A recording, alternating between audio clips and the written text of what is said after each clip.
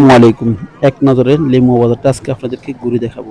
দেখেন লিমু বাজারের দিন কি সুন্দর করে সবগুলো দোকানগুলা বা দোকানগুলা বসে।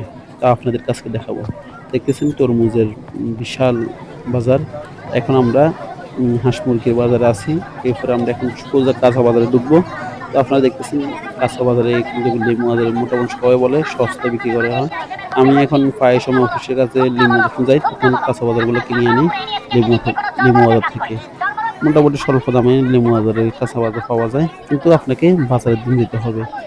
মোটামুটি অনেক সুন্দর লেমু বাজারটা। দেখুন দুই পাশে সবজি নিয়ে বসে আছে দোকানদার ভাইরা। আর মোটামুটি বিস্তীর্ণ জায়গা আছে। আপনি দেখে শুনে কিনতে পারবেন যেকোনো বাজার। লেবু আমি এখন লেবু কিনতেছি আজকে।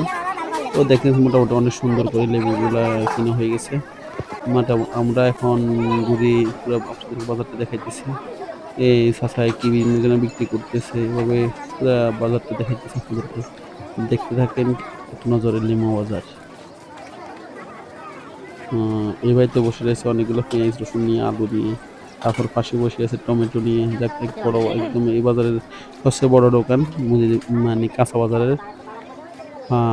যাক একবার কি উনি পোকারির দোকান দিচ্ছে এখান দিয়ে দেখতেছে।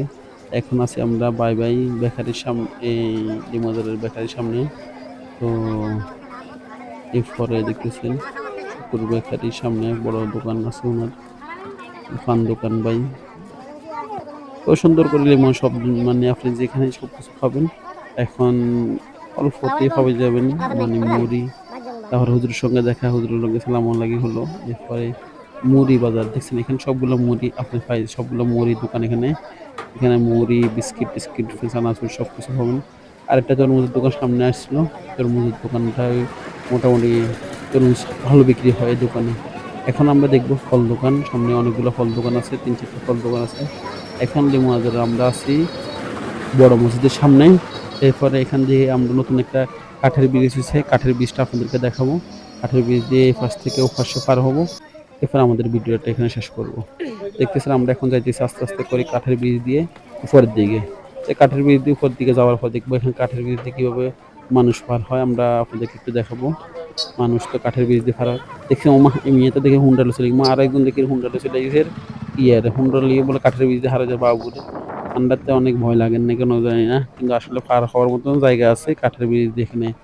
তো মোটামুটি কাঠের ব্রিজ অনেক মজবুত হয়েছে। ওপাশে একটা বড় ব্রিজ হবে লিমু বাজারে।